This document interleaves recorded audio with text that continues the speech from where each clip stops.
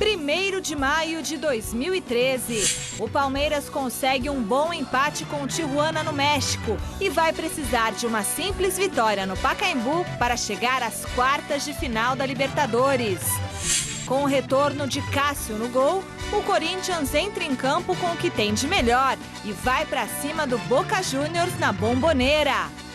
Ney Franco fecha treino para a imprensa e quer repetir a boa atuação do último jogo contra o Atlético Mineiro para começar bem as oitavas de final. Muricy Ramalho entra no espírito do feriadão e pega pesado no treino do Santos para o jogo do final de semana contra o Mogi Mirim. E mais, Cruzeiro e Flamengo estão prontos para a estreia na segunda fase da Copa do Brasil. Seja bem-vindo! O Gazeta Esportiva começa agora! Olá, boa noite! O Palmeiras deu um passo importante para avançar às quartas de final da Libertadores. O Verdão encarou o Tijuana, que até então havia vencido todos os jogos lá no México. Empatou em 0-0 e agora vai precisar de uma vitória simples no próximo jogo no Pacaembu para seguir na competição. O repórter Luiz Henrique Gurian esteve ao lado de dois craques que fizeram história no passado e se juntaram à galera alviverde, que torceu, vibrou e gostou do que viu. Acompanhe. Palmeiras em campo, Libertadores da América, joga no México, Tijuana é o adversário e olha só os preparativos para a espera desse jogo. Campeão do Brasil 2012 e aqui a cobiçada Copa Libertadores da América. Olha só, tem aqui Cruzeiro, campeão, Boca Juniors. E será que tá com um problema aqui? Deixa eu ver o que tem aqui embaixo. Olha, o Corinthians, Bruno Pasti. Por que vocês taparam aqui o título do Corinthians? Não, é só uma brincadeira saudável, né, da rivalidade aí. E a casa do Palmeiras a gente deixa tampado aí mesmo para não ter nenhum problema, não. Nós olhamos assim na arquibancada, tá sentadinho na arquibancada do Olímpico. Palmeiras 2-0. Casa cheia, mais de 400 palmeirenses aqui na espera do Palmeiras com o Tijuana. E olha só essas duas feras da história do Palmeiras. Leivinha e César Augusto da Silva Lemos. Muita história aí, Leivinha. Olha, é muita história, mas o César agora parece que virou agora stand-up do César agora. Vamos ver o que ele tá falando aí. Pô, meu amigo! Esse é do meu tempo, tem história pra contar. Leivinha chamava atenção para o perigo que esse jogo com o Tijuana. O jogo contra o Tijuana é um jogo difícil, não é fácil, mas não é impossível. Pela garra da garotada, o Palmeiras poderá vencer o jogo. A gente sabe que vai ser muito difícil, mas se conseguir pelo menos fazer um gol e tal, e conseguir segurar um pouco, pode decidir aqui, né? Então pode conseguir coisas positivas, vamos torcer bastante.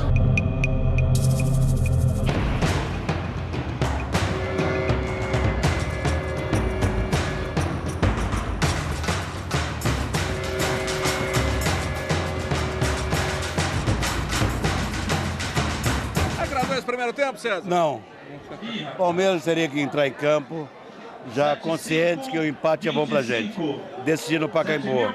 Mas até agora tá bom, meu amigo. 0-0 lá, tá dentro do... A decisão vai ser aqui mesmo, né, Lema? Eu acho que sim.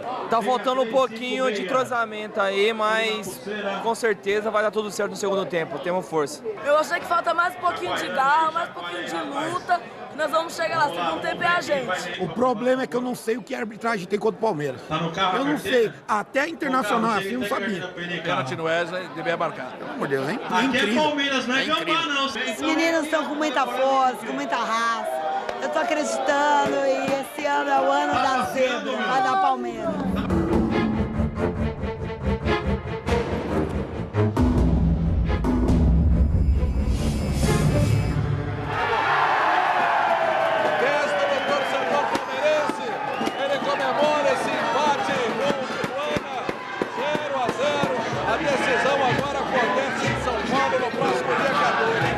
Dia 14 no Pacaembu, vamos atropelar, vamos classificar. Palmeiras. E agora, o que vem pela frente? Você tá entendendo que o Tijuana já era? São Paulo ou Atlético? Eu quero os Bambi,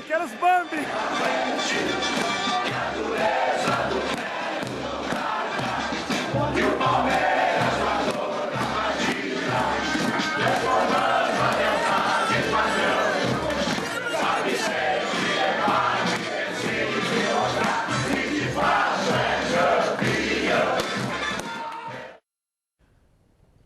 grande noite para você que acompanha o Gazeta Esportiva. Você viu aí a torcida do Palmeiras comemorando, aí você pode pensar, poxa vida, mas comemorando um 0-0? Não é o placar em si, mas as circunstâncias. O Palmeiras poderia até ter vencido o jogo não fosse um erro da arbitragem que não marcou uma penalidade em cima do Wesley, penalidade que existiu. É verdade que o árbitro, eu só pude comprovar o pênalti a partir do replay.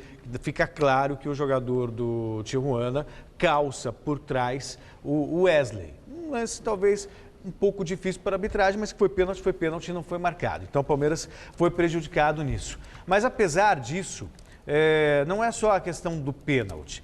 É a própria postura do Palmeiras. O Palmeiras surpreendeu ontem jogando no México, jogou em cima do Tijuana, apesar da grama sintética. Aliás, os treinos que o Palmeiras fez com a grama sintética, esses treinos resultaram em algo positivo para o Palmeiras. O Palmeiras mostrou um domínio maior, por exemplo, do que conseguiu mostrar o Corinthians na primeira fase. Quer dizer, então, teve postura, a altura da tradição, a altura dessa camisa.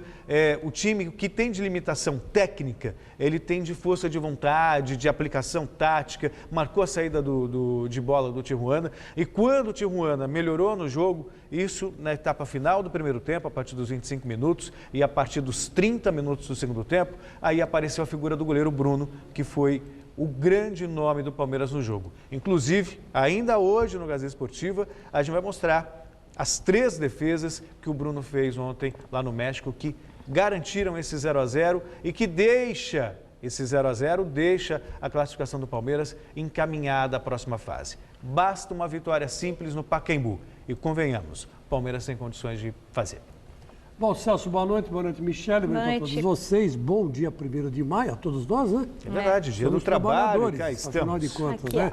E eu estava ouvindo hoje o pessoal da Rádio Jovem Pan, do Pânico, né? Lá do Grande Emílio, e o Emílio falou que 1º de maio para ele nunca existiu, porque ele nunca deixou de trabalhar no dia 1º de maio. E quem está em televisão e rádio também não. Então, um grande abraço a todos nós, trabalhadores do Brasil. Bom, 2 personagens são responsáveis por esse grande resultado que o Palmeiras escolheu. Primeiro foi o técnico Gilson Kleina. O técnico Gilson Kleina, ele conseguiu armar 2 linhas de 4 que não deram espaços para os ataques rápidos do adversário, que é onde eles saem ganhando, que eles sabem o quanto eles dão de velocidade na bola e quanto precisa, né, a distância certa de concluir para gol. Eles perderam essa noção. Por quê? Porque não tiveram espaço para a evolução. Então foram 2 linhas de 4 rígidas. O que faltou para o Palmeiras, e isso infelizmente é um problema sério, foi a finalização lá na frente. Se o Palmeiras tem 2 caras de contra-ataque bom, por exemplo, tem o Barcos ainda, o Palmeiras pode ter vencido ontem o jogo. Por exemplo, estou dando um exemplo. Não estou falando que não deveria ter vendido o Barcos. Mas se tivesse o Barcos, sem dúvida nenhuma, venceria. E o outro que salvou a pátria foi o goleiro Bruno, que, aliás, na meu modo de ver, criou um grande problema, um doce problema, como diz o Vanderlei Nogueira, né? O nosso querido Vanderlei Nogueira, para o técnico Gilson Kleina. Quem vou escalar? Bruno, que está fechando o gol, que fechou o gol contra o Santos, fechou o gol contra o Tijuana, ou escalo o Prats, que, quando voltar, vai estar fora de ritmo e não vai estar com essa estrela toda. Quer dizer, é um doce problema. Mas agora aqui, no Pacaembu, é diferente. O Palmeiras vai ter tempo de jogar, vai ter tempo de pensar num estilo de jogo. E já deu para perceber uma coisa, viu, Celso? O Gilson Kleina, ele não é bobo, não. Cada jogo, ele joga de um jeito. E segundo a necessidade que ele precisa. Então, se ele precisa empatar, ele joga para empatar. Se ele precisa ganhar, ele joga para ganhar. Ele não é bobo, não. Ele sabe armar um time e sabe postar um time em campo. E é um treinador jovem. Isso que me anima, né? Porque até agora a mesmice que nós temos de treinador aí é uma grandeza. Foram buscar o Paulo Autuori para dirigir o Vasco, e o Vasco está cada vez mais afundado. Porque Paulo Autuori já era, não é verdade? Então, eu acho legal isso porque ele tem uma versatilidade muito grande. Então, eu acho que o palmeirense tem motivo para ficar feliz, tem motivo para ficar contente, mas só que agora aqui vai ter que atacar. E não pode só se defender, não. Tem mais emoção daqui a pouco pela Libertadores. Menos de um ano depois da final do ano passado, o Corinthians vai reencontrar o ex-temível e agora meio freguesinho Boca Juniors na Bombonera. E quem diria, até a ferrenha imprensa argentina, que não perde a chance de colocar o futebol brasileiro abaixo do argentino, como o Celso sempre faz aqui, prega respeito ao timão.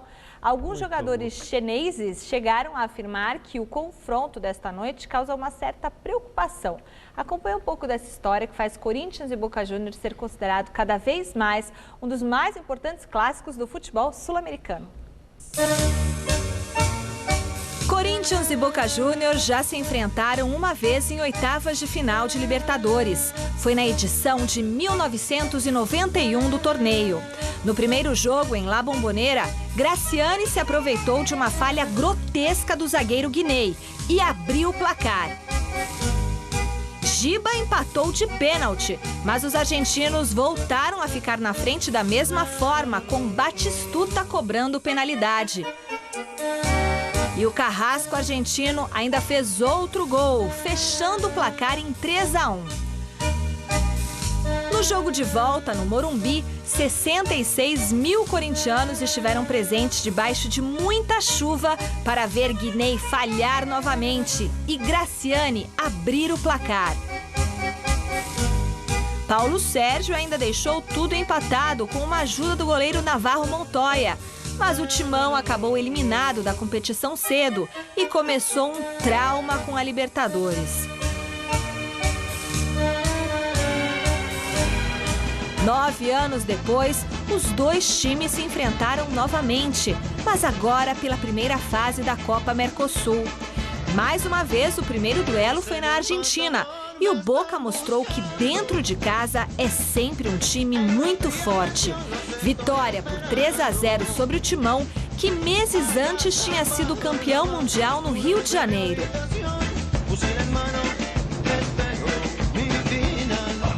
No Pacaembu, o jogo terminou empatado em 2-2. Resultado péssimo para os paulistas, que terminaram em último naquele grupo do campeonato com apenas 2 pontos. Nacional e Olímpia também faziam parte da chave.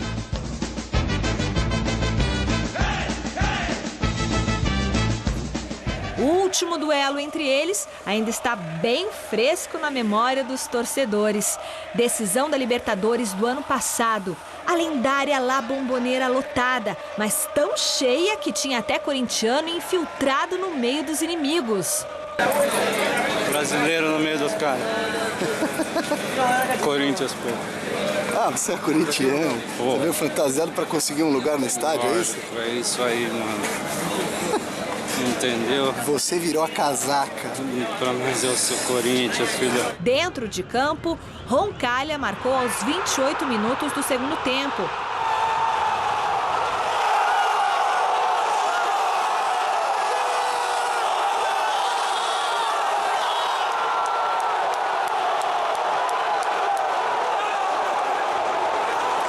Mas aos 40 foi a vez de Romarinho encher os corintianos de esperança para o último jogo em São Paulo.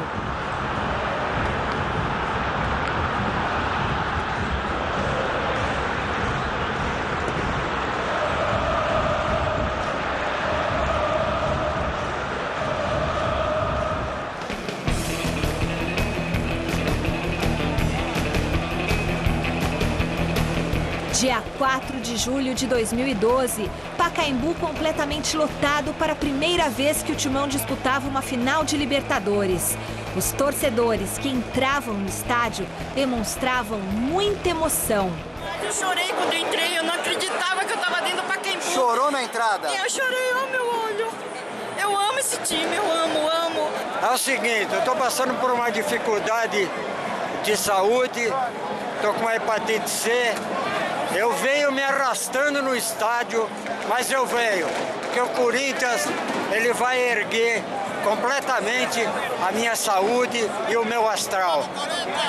Vai, Corinthians! Apoiado pela Fiel e graças a um passe de muita categoria de Danilo, o Corinthians fez 1-0 com Emerson.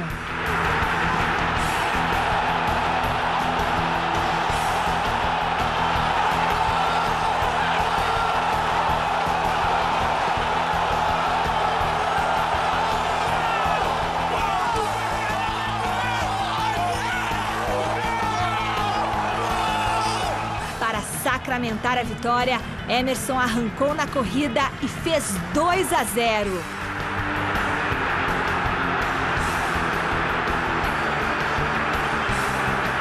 Corinthians, campeão invicto da Libertadores 2012.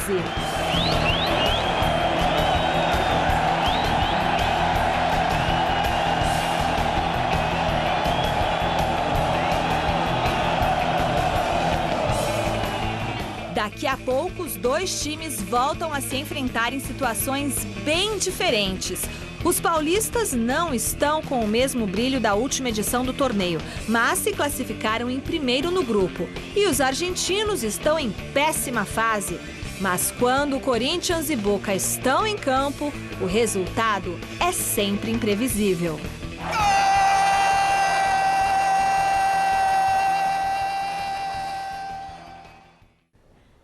Bom, meus amigos, e aí que mora o perigo, né? Porque essa vai ser a revanche, né, do Boca, depois que o Sheik mordeu a mão do cara, mandou o cara bater no rosto dele, fez 2 gols, humilhou.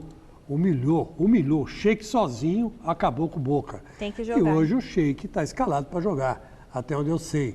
Então hoje vai ser um jogo de revanche. E se eu conheço os meus irmãos argentinos, eles são vingativos, são maldosos. Se der para quebrar o Sheik, eles vão quebrar. Se der para quebrar o Pato, eles vão quebrar. Eles não querem nem saber. Porque sabem que o jogo da vida deles é lá, não é aqui.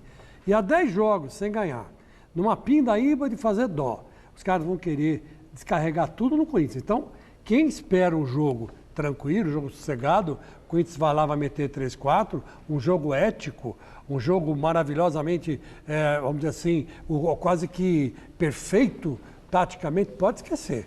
Vai ser porrada, cacetada, uma guerra em campo. Que é o que resta, né? Que é o que resta para os jogadores do Boca, que estão em má fase técnica e precisam ganhar do Corinthians de qualquer jeito, Celso Cardoso. Mas o Corinthians está fazendo a parte dele de uma maneira muito feliz. Obviamente que o Corinthians é o favorito, isso não se discute. Claro que as camisas, a tradição, a história do Boca, a mística de La Bombonera, tudo isso prevalece na hora que a bola rola. Mas num exercício racional... Os caras são maldosos. Não, o Corinthians e o Boca fizeram 2 jogos, Chico, todos tranquilos, tanto lá em Buenos Aires como aqui numa final de Libertadores. Não creio, não tem razão de ser diferente agora.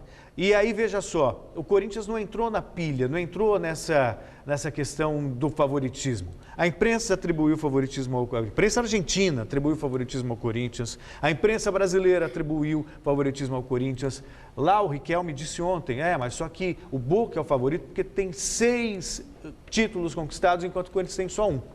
Faz parte, para elevar a autoestima do Boca. E o que fez o Corinthians? Em vez de retrucar, não, os favoritos somos nós, somos campeões do mundo, somos campeões da Libertadores, os atuais campeões, o Corinthians está com um discurso de respeito. Tá certo. É verdade, o Boca realmente tem uma história de 6 títulos e a gente tem que jogar com muita seriedade. Demonstrou esse respeito. Então, só a demonstração de respeito já minimiza. Se o Corinthians faz o jogo que o Boca queria, nós somos os melhores, isso infla. Celso, o Corinthians não deu esse artifício. Eu concordo com você que não fez o jogo psicológico. Não fez. Mas dentro de campo é que se resolve, né? Isso que eu estou dizendo para você. Se alguém dá uma entrada um pouco mais dura, o outro vai dar, o outro vai devolver. Eu hoje espero um jogo violento, espero um jogo pegado e espero um jogo com várias expulsões, se você quer saber. Eu estou imaginando um Boca e Corinthians assim, uma verdadeira guerra.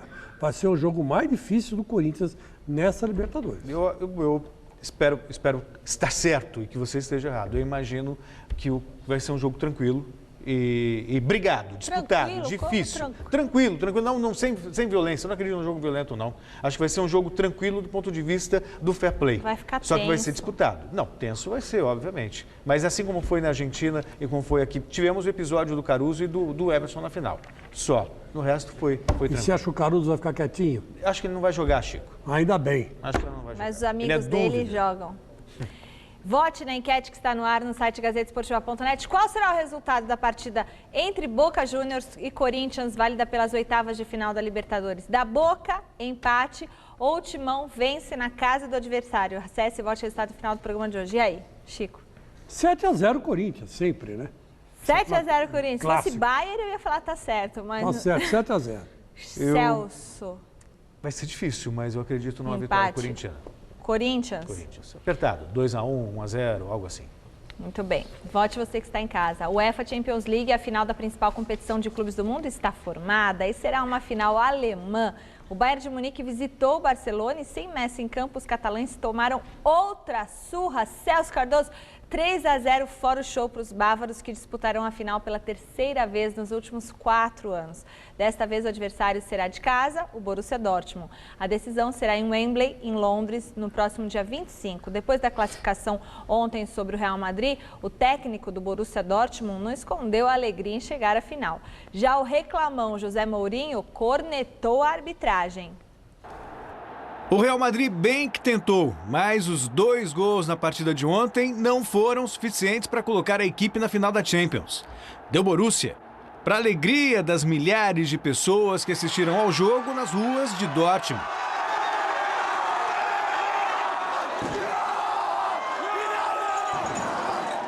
Mas voltando à Espanha, o técnico José Mourinho foi incisivo ao falar sobre o árbitro da partida, o inglês Howard Webb.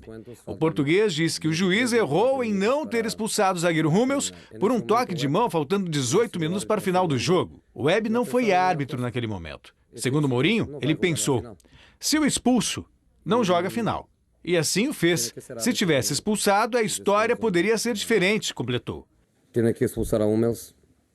E a história poderia ter sido diferente.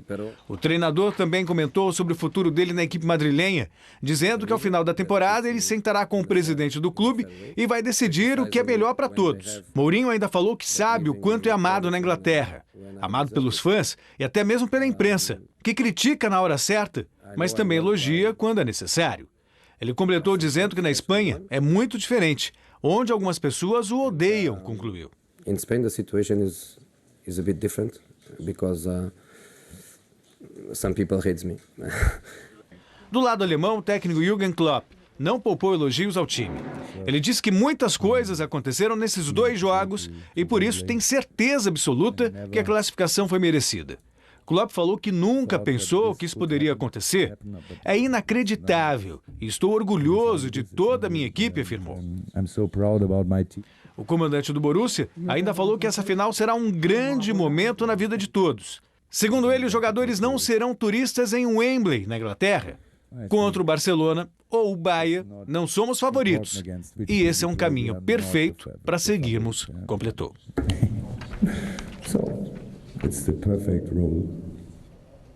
Essa final entre times alemães reflete o que está acontecendo na Europa hoje. A Alemanha, a Espanha, não se mantém forte, evidente, mas chegou ao ápice e talvez esteja iniciando um declínio. Em contrapartida, o futebol alemão está em evolução, está crescendo. Não por acaso, o Bayern chega à sua terceira final em 4 anos e jogando o fino da bola. É um time compacto, é um time que marca muito bem quando não tem a posse de bola, que parte em velocidade quando tem a posse de bola, tem tudo para ser o melhor time do mundo, o Bayern. Isso se já não o é. E detalhe, tem a chegada do Guardiola ainda para cima para comandar o Bayern. O Bayern hoje que venceu o Barcelona por 3-0, de maneira convincente, contundente, ratificando a força e seu novo estágio no futebol mundial. Só tem um detalhe, encara um Borussia, que é um adversário local. E quando você tem um confronto local, Chico, o favoritismo acaba se esvaindo um pouco em função da rivalidade. Bayern e Borussia são rivais e num jogo único em Londres no dia 25 de maio. Portanto, se existe um favoritismo do Bayern, ele é pequeno, levando em consideração a rivalidade, mas é um timaço. O Barcelona vai ter que passar por vai ter que fechar para balanço, refletir sobre o seu momento. O Messi não pôde jogar hoje, que estava contundido. Talvez isso precipite, inclusive, a contratação do Neymar, que hoje está no Santos. E por parte do Real Madrid, o ciclo do Mourinho definitivamente se esgotou. O clima, a relação dele com os jogadores, com a imprensa, não é das melhores. E chorar em relação à arbitragem do Howard Webb. Ele deu ontem 6 minutos de acréscimo. O que mais que é o Mourinho? Só faltava ele querer que marcasse uns 2 pênaltis a favor do Real. Prorrogação, né, Chico? Olha, é o seguinte, eu quando era garoto, Fiquei muito chateado quando vi o John Lennon indo morar lá em Nova York. E a primeira entrevista que ele deu, ele disse assim, "The dream is over." Eu falei, como o sonho acabou? Não é possível o sonho ter acabado, né? Imagine, né? Um mundo melhor, uma coisa legal. E não é que o tal do John Lennon tinha razão, o sonho tinha acabado mesmo. Aquele canhão contra a flor, aquela terceira opção, nem esquerda nem direita, a liberdade do mundo, aquela coisa toda da nossa juventude, pelo menos da minha, que curti muito, né? Aquelas 3 frases, aqueles 3 pilares, né? Sexo, rock and roll e água, né? Então, era uma coisa muito legal. E quando ele falou The Dream is Over, ele estava dizendo o seguinte, acabou tudo isso, não existe isso, nós somos engolidos pelo imperialismo mundial mesmo, e não tem como. E eu acho assim, que hoje foi o fim do futebol espanhol. O futebol espanhol, para hoje, The Dream is Over. O sonho terminou. Não é o sonho, el sueño. El sonho terminou. El sueño. El sueño. Sueño. Termina, sei lá, qualquer coisa assim. Como que é? Termina, acabou. se queda? Se queda. Se queda. Acabou, fim, acabou, não tem mais. Todo mundo já entendeu como jogam os espanhóis, todo mundo já sacou como é que é o negócio, como neutralizar. Então pronto, não tem como. Está equilibrado de novo o futebol mundial. Isso me dá um pouco de esperança do Brasil ser campeão do mundo na Copa de 2014. Há 19 anos, o automobilismo perdia um dos maiores pilotos de todos os tempos. No dia 1º de maio de 1994, perdíamos Ayrton Senna da Silva, tricampeão mundial de Fórmula 1. Ele faleceu no GP de San Marino, em Imola, na Itália. Todos os brasileiros que estavam acostumados a acordar cedo no domingo para vibrar com as vitórias do piloto ficaram tristes naquela manhã. Todos os fãs do esporte também, né? O nome da curva do acidente, Tamburello, ainda está guardado na memória dos fãs de Ayrton Senna. Senna brilhou pelas equipes Toleman, Lotus, McLaren e Williams e em 162 grandes prêmios disputados conquistou 3 títulos mundiais, 41 vitórias, 80 pódios e 65 pole positions. Fica aqui a nossa lembrança do campeão. Eu estive lá nesse autódromo de Imola e é de arrepiar, porque nessa curva... Tem uma estátua lá. Tem a estátua, né, do Senna, uma estátua super triste, ele olhando assim a curva triste, e tem muitos cartazes, muitas fotos que as pessoas vão lá e colam na parede. Eu me lembro muito bem dessa manhã de 1º de maio de 94, estava em casa acompanhando a corrida. Também. E aquele ar de perplexidade quando aconteceu o acidente, aquela expectativa, aquele longo tempo do atendimento médico, não havia nenhuma informação precisa, hora, né? Mas só que a informação da morte só foi dada horas depois, né? Quer dizer, então era uma situação de apreensão. E eu me lembro que eu trabalhei na tarde daquele 1º de maio num clássico Corinthians e São Paulo, no estádio do Morumbi. E teve uma homenagem da torcida do Corinthians ao Ayrton Senna, foi algo realmente marcante. Que era corintiano. E que deixa uma saudade muito grande. A gente vê hoje esse jogo de equipe, diretor falando para abrir caminho para o companheiro passar. Isso não existia não na época do Ayrton Senna, não. Brigava com o piloto da mesma equipe até o final. Quer dizer, eu fico imaginando hoje alguém da Ferrari... Era o Alan Prost. Alguém da Ferrari falando assim no ouvido do Senna, deixa o Alonso passar. Aqui, ó. É outro negócio, né? Foi uma época de ouro e nunca mais vamos ter um piloto como o Ayrton Senna. E o automobilismo brasileiro de lá para cá, aqui entre nós, foi um lixo, né? Não aconteceu absolutamente nada de lá para cá. Se não é aí uma rede poderosa de televisão que banca isso já tinha... A gente nem lembrava que tem mais Fórmula 1. Integrantes do Comitê Olímpico Internacional estão mais uma vez no Rio de Janeiro com o objetivo de monitorar o andamento das obras para a realização da Olimpíada de 2016. A capital carioca está cumprindo os prazos previstos inicialmente, mas não faltam motivos de preocupação para os organizadores dos Jogos. A presidente da Comissão da Coordenação do Comitê Olímpico Internacional para os Jogos Olímpicos e Paralímpicos Rio 2016, Nawal El-Montawakil, e o diretor executivo da entidade, Gilbert Feli, estiveram nesta terça-feira na capital carioca em mais uma reunião de rotina para acompanhar a preparação para a Olimpíada.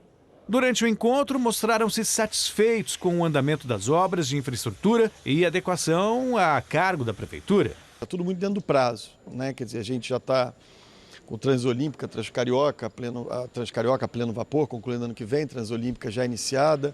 a Transoeste, enfim, o Parque Olímpico a pleno vapor, as obras da Vila de Atletas a pleno vapor, a Vila de Mídia já iniciou. Quer dizer, uma série de iniciativas da Prefeitura estão todas dentro do prazo. No entanto, não faltam motivos para preocupação. Um dos questionamentos levantados pelos integrantes do COI foi em relação às demolições do estádio de atletismo Célio de Barros e do Parque Aquático Júlio de Lamare, como parte das intervenções para a reforma do Maracanã. Com a interdição do Engenhão, a capital carioca não conta com nenhum estádio para treinamentos das diversas modalidades do atletismo. Outro ponto que deixa os organizadores dos Jogos Olímpicos do Rio de Janeiro apreensivos é a infraestrutura aeroportuária.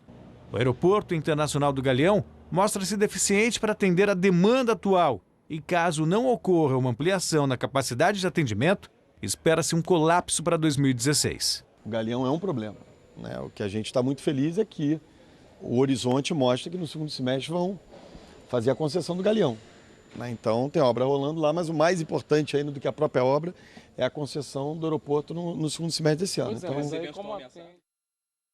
Hora de ver quais os destaques do Super Esporte desta quinta-feira. É com você, Thiago Oliveira. Fala, Michele, aí ligada no Gazeta Esportiva. Vocês aí trabalhando, curtindo o finzinho do feriado e só esperando o Super Esporte de amanhã, certo? E vem recheado, viu? Corinthians encara o Boca em La Bombonera. O São Paulo faz os últimos ajustes antes de enfrentar o Galo no Morumbi. Tem ainda a Copa do Brasil, a decisão da Liga dos Campeões da Europa e muito mais. Vocês sabem, né? Amanhã, meio-dia, estamos juntos com o Super Esporte. Recadinhos, acompanhem a gente no Twitter e no YouTube. No Twitter o endereço é qual, Celso? O endereço no Twitter é @gazesportivo. E no YouTube? No YouTube, o nosso novo canal é youtube.com/AgazeteEsportiva.tv. Muito bem, Celso. Não deixe de votar também na nossa enquete que está no ar no site gazetesportiva.net. Vamos para um rápido intervalo no Gazeta Esportiva. Daqui a pouquinho, os jogos desta quarta-feira pela Copa do Brasil. Corinthians volta lá à Bombonera para enfrentar o Boca Juniors. Hoje o Chico Lengue está daquele jeito. E os preparativos de Galo e São Paulo para o Clássico Brasileiro das oitavas da Libertadores. O Gazeta Esportiva volta rapidinho. 3 partidas abriram esta tarde a segunda fase da Copa do Brasil. O Santo André perdeu para o Goiás por 3-2, resultado que provoca a partida de volta. Já o rival Atlético Goianiense carimbou a vaga para a próxima fase ao bater o Cianorte por 3-1, eliminando o segundo encontro. O outro time goiano a entrar em campo, o Craque, fez 3-2 no Betim de Minas Gerais. À noite acontecem mais 5 jogos. Confira os confrontos. Ainda pela primeira fase, o Souza da Paraíba pega o Curitiba hoje às 7h30 da noite. Já pela fase seguinte, o Asa de Arapiraca enfrenta o Ceará às 9h50 em Alagoas. No mesmo horário, o Cruzeiro visita o Resende, no Raulino de Oliveira. Na Paraíba, o Campinense faz o confronto diante do Flamengo. O Internacional de Porto Alegre vai a Recife jogar contra o Santa Cruz. E amanhã, 7h30 da noite, tem CRB de Alagoas e Botafogo do Rio. Invicto em 2013, o Cruzeiro encara o Resende daqui a pouco em Volta Redonda, enquanto o Flamengo enfrenta o Campinense, campeão da Copa do Nordeste. O treino do Flamengo no estádio Amigão estava lotado de torcedores. Sem novidades, o Urubu vai usar os mesmos jogadores dos últimos 2 jogos. A equipe vem respondendo muito bem, foram 2 grandes jogos e esperamos mais uma vez ter uma grande partida. Jorginho reclamou das condições do local de jogo. Olhando de fora a gente vê verdinho, mas é muito irregular. Em algumas partes tem alguns buracos ou tem algumas elevações. E realmente a iluminação não é o ideal, mas é praticável. Já com um título nesse ano, o Campinense merece o respeito do treinador. Parabéns aí pelo título da Copa do Nordeste. É uma equipe extremamente qualificada, tecnicamente muito forte e é uma equipe que luta o tempo todo. Muito veloz, vai ser realmente um jogo assim muito interessante de se ver. Já o Cruzeiro segue sem perder esse ano e tenta vencer o Resende por mais de 2 gols para evitar o jogo da volta. Dedé ficou treinando na Toca da Raposa, já que não reúne condições legais de estrear. O time celeste terá o desfalque do lateral Ceará, mas conta com a volta do centroavante Borges, que cumpriu suspensão no último compromisso da equipe. A Justiça boliviana ouviu pela primeira vez o adolescente HAM, são essas siglas do nome dele, né? Suposto autor do disparo do sinalizador que matou Kevin Espada no jogo do Corinthians contra o San José no dia 20 de fevereiro em Oruro. O depoimento que aconteceu no consulado boliviano aqui em São Paulo durou cerca de 2 horas e 40 minutos. O menor confirmou a versão que havia sido feita à Justiça brasileira e declarou mais uma vez que efetuou o disparo do foguete no estádio Jesus Bermudes. Agora, o promotor boliviano retorna, ele vai juntar o depoimento do menor ao processo lá na Bolívia, né, que ainda analisa os 12 corintianos que continuam presos há mais de 2 meses. O deputado Fernando Capesa acompanha o caso e ele acredita numa possível liberação de pelo menos 5 torcedores, mas não estipula nenhuma data, porque parece que esses 5 estavam fora do estádio. Celso e Chico, vocês acreditam realmente na liberação desses presos a curto prazo?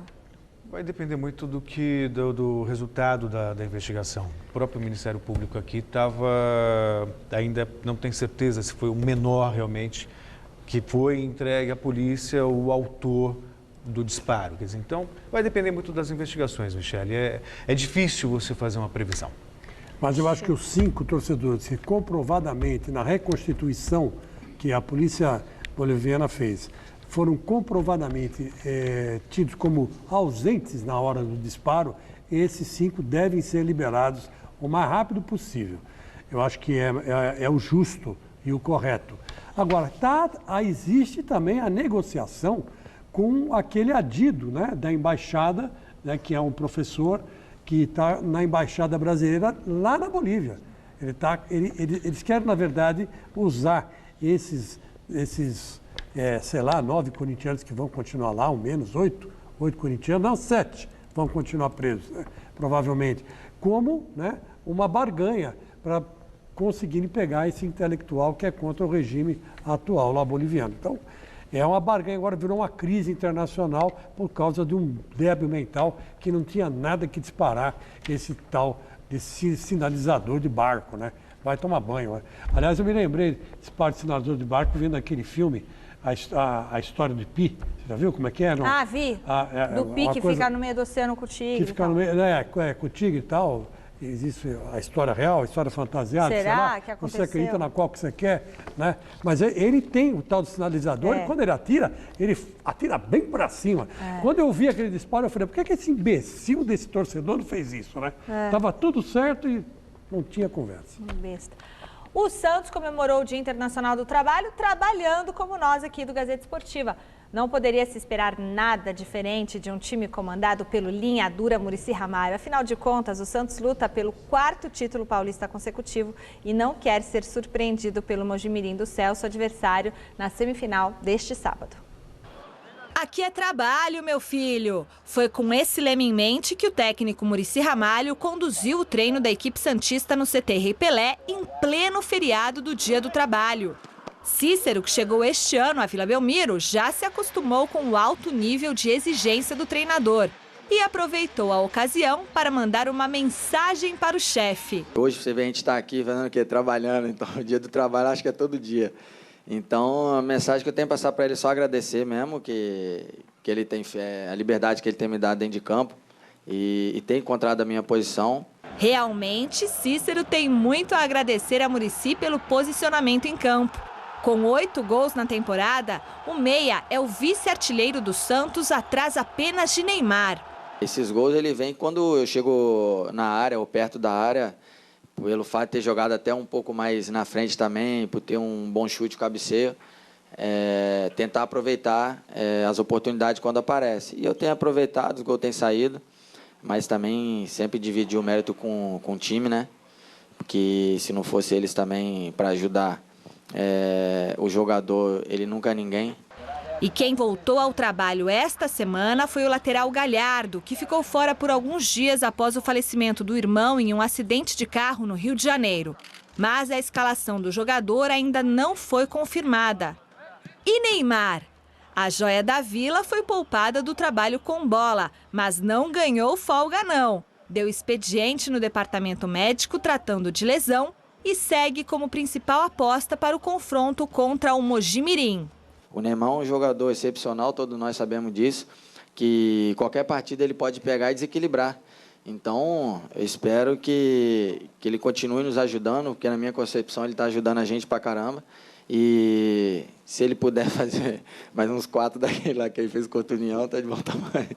Mas o elenco santista sabe que não terá vida fácil na semifinal do Paulistão. A gente tem que tomar cuidado com o ataque deles, porque a gente sabe que fazem muitos gols. Mas, ao mesmo tempo, ter o cuidado, a gente tem que também botar para que eles tenham cuidado com a gente também. Corinthians, o Timão treinou ontem na Casa Amarija, Celso, que fala? Amarija, centro de treinamento do Boca Juniors, super local bem conhecido pelo Celso. E depois da atividade... Celso morou lá. Morou lá do lado, né, na porta do lado ali. E depois da atividade, o Tite concedeu uma entrevista coletiva e confirmou a volta do goleiro Cássio ao time titular. A única mudança no Corinthians em relação ao time que enfrentou e venceu a Ponte Preta no último domingo será o retorno do goleiro Cássio. O Cássio está normal, fez seus trabalhos normais, está se sentindo bem, fez durante a semana também com o Maurício os trabalhos normais. Volta a Cássio. Pato continuará no banco de reservas e Romarinho, herói da última partida entre os dois times em La Bombonera, continua como titular. E por falar naquela final... São dois grandes jogos que vão ser e fica a lembrança não só dos 2 jogos que a gente acabou sendo campeão. Dessa vez o Boca não está bem. Há 10 jogos, não vence pelo Campeonato Argentino. Contudo, Tite não menospreza o adversário. Eu penso no Corinthians e eu respeito muito o Boca. É um outro campeonato e uma outra fase. Então isso é muito claro. Existem os campeonatos nacionais e isso tem pouca relevância para o momento, para a grandeza do confronto de 180 minutos. Mas Riquelme, astro do time argentino, fez o contrário. Em entrevista, o jogador disse que o favoritismo é do Boca. Afinal, são 6 Libertadores contra apenas uma. 6 títulos contra 1. E nós temos aí a ambição de poder, tomara que a história do Corinthians possa igualar a do Boca, de 6. É apenas uma das 8avas de final. Não a decisão como a da última vez. Mas os corintianos estão apreensivos. Nós ficamos tão voltados, e às vezes eu fico tão voltado no trabalho, na preparação de equipe, que às vezes eu tenho que me tocar assim, nós somos campeões contra eles. Não, o futebol é tão dinâmico que já passou, já é outra realidade, um outro momento. O frio na barriga continua o mesmo. E é verdade. Tite falou a mais pura verdade. Cada jogo é um jogo, cada campeonato é um campeonato.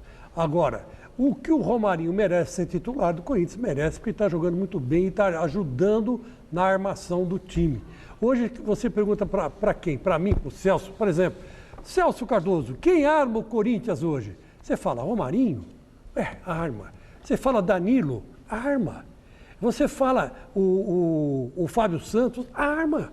Então quer dizer que você tem 3, 4 jogadores que armam o time do Corinthians. E que deixa o Guerreiro na cara do gol. E o Sheik cria chance pela esquerda também. Então quer dizer que é um time que hoje, você fala, porque eu vou marcar quem? Né? O adversário deve pensar assim, o que eu vou marcar? Não tem quem marcar. O Barcelona tem o Messi, o Borussia tem o Borussia não, o Bayern, tem o carequinha lá, o Robin. Tem uns caras que você tem que marcar. Agora o Corinthians, quem vai ser marcado? Ninguém. Todo mundo joga quase a mesma coisa. Paulinho, vamos marcar o Paulinho joga lá atrás. Então quer dizer que é um time hoje diferenciado dos outros. Isso aí é uma chance que o Corinthians tem, realmente. O Romarinho ele conquistou um espaço e amadureceu muito. Quando o Renato Augusto se machucou, causou uma certa apreensão que o Renato Augusto entrou muito bem no time. Sem o Renato Augusto, o Corinthians perde um pouco ali a força de marcação no meio, mas em contrapartida com o Romarinho ganha em velocidade. Então está confiante o Romarinho, está numa boa fase. E detalhe, o Corinthians realmente tem um timaço. Você vê, tem aí Romarinho, tem Danilo, tem Guerreiro, tem Emerson, tem Paulinho e ainda tem Alexandre Pato no banco de reservas. Então se jogar com muita atenção, com uma aplicação tática, com espírito de Libertadores, deixa a La Bombonera hoje com uma vitória. Amanhã, São Paulo e Atlético Mineiro fazem o duelo brasileiro nas 8avas de final da Copa Libertadores. O repórter Adriano Dolfi está no CCT da Barra Funda e tem as notícias do Tricolor. Boa noite, Adriano. O São Paulo está pronto para esse jogaço de amanhã? Boa noite, Michele. Boa noite a todos. O São Paulo está mais do que pronto para esse jogo de amanhã. Clima de decisão e hoje o treinamento aqui no CT da Barra Funda foi fechado à imprensa. Aqui ao meu lado o auxiliar Milton Cruz. Hoje em dia não tem mais o que se esconder nesse futebol, né? Todo mundo conhece todo mundo, né, Milton? Até o Ney Franco, ele falou aqui na entrevista coletiva que era mais para ter uma privacidade, para aprimorar a parte tática e técnica da equipe, né? Boa noite. Boa noite, né? Ao Chico, Michele, Celso, um abraço a todos. É lógico que hoje já não dá para você esconder mais nada, porque todo mundo conhece todo mundo hoje pela internet, né? Tudo meio de comunicação que tem, às vezes tem sempre um espião vendo, né? Mas eu acho que o Ney fez isso mais para a privacidade mesmo do time, preservar um pouco mais, mas eu acho que o Atlético já conhece a gente já conhece o Atlético também, sabemos o que ele pode usar dentro do jogo, né? O que o Cuca pensa, né? Trabalhou aqui com a gente tem uma noção grande do que ele pode fazer e esperamos que, né, a gente possa fazer um grande jogo amanhã. Você acha que o São Paulo chega fortalecido para essa partida em relação ao que aconteceu naquele último jogo? O São Paulo acabou sobrevivendo na competição, o Atlético Mineiro saiu desgastado e ainda por cima saiu reclamando da arbitragem. Até mudaram a arbitragem para esse jogo, né? Pediram um árbitro fora do Brasil, foram atendidos. Antônio Arias, o paraguaio, apita esse jogo. Eu acho que São Paulo, lógico que sai fortalecido com aquela vitória, né, sobre o Atlético. O time correu, lutou bastante e nós jogar do mesmo jeito que nós jogamos aquele jogo, pode ter certeza, né, junto com a torcida, vai ter mais torcida nesse jogo, já vendeu 63, 64 mil ingressos, né? Então acredito que isso aí também é uma força grande para a nossa equipe, jogando no nosso estádio. O Morumbi é um campo grande, é um campo difícil de se jogar, né? Quem conhece o Morumbi já sabe os atalhos, o time que vem tem uma certa dificuldade, né?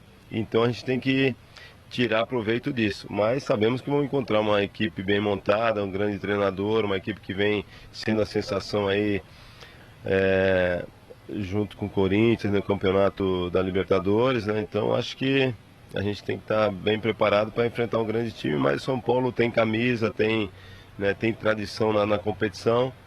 E sobre o juiz, eu acho que, né, tem grandes juízes, não poderia ser o brasileiro que estavam escalados, mas tentaram mudar para ser o paraguaio, também é um juiz também que tem, eu conheço aí, já apitou alguns jogos nossos e é um juiz que apita bem, então acho que não vai ter problema nenhum, não. Acho que São Paulo tem que se preocupar, né, em jogar e, né, como sempre fez, e esperar que a gente possa fazer um grande jogo aqui para que a gente possa ter uma certa vantagem lá contra o Atlético. Eu não sei como é que a gente está aí de tempo, mas se o Celso Cardoso, o Chico Lang quiserem fazer alguma pergunta aqui para o Milton Cruz, fiquem à vontade. Eu gostaria de fazer sim, meu caro Jordi, e primeiro dar um abração no Milton, dar os parabéns aí pela renovação de São Paulo que está dando certo. Ô, Chico. Tudo bem? E eu queria saber a sua opinião. Obrigado, sobre Chico. Um abraço. Tudo bom, Chico? Oi, tudo bem, Milton? Eu só queria saber de você o seguinte, Milton. Como é que você viu esse fracasso espanhol nessa Liga dos Campeões, que realmente surpreendeu a todos, né? É verdade, tem razão, Chico. Eu acho que ninguém esperava, né, que o Bahia, né, e o Borussia fossem seus finalistas da Copa dos Campeões, né? Eu acho que foram surpreendidos, né, o Real Madrid e o Barcelona por um futebol de força e de muita determinação, parte tática também, muita aplicação dos jogadores, né, das equipes alemãs.